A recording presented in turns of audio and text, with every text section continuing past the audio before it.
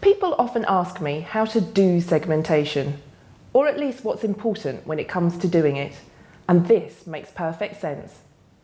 Today, we all know of the benefits of segmenting customers, so people want to know, when they have so much data on their customers, how do they segment these customers to get better results?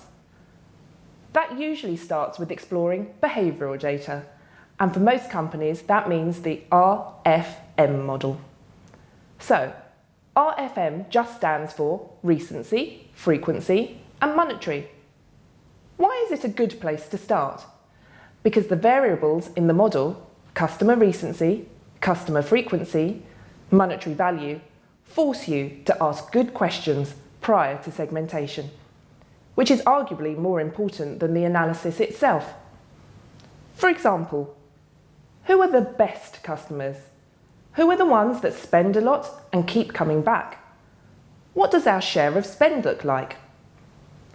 A big family might spend more with you than a single 80-year-old lady, but the 80-year-old might spend the majority of her available budget with you, a much greater share of spend. Then we need to understand how many customers we're acquiring versus how many we're losing. It's a bit like a leaky bucket, and the challenge is how you plug the hole or holes.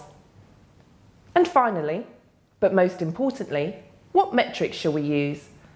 And these are really the foundations of what you're trying to build.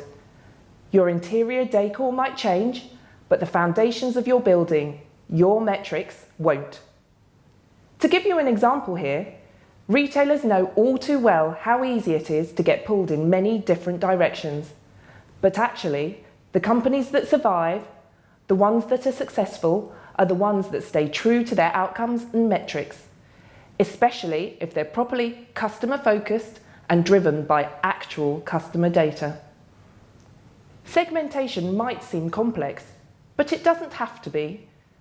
There are some simple behaviours you can start with that can yield some great results.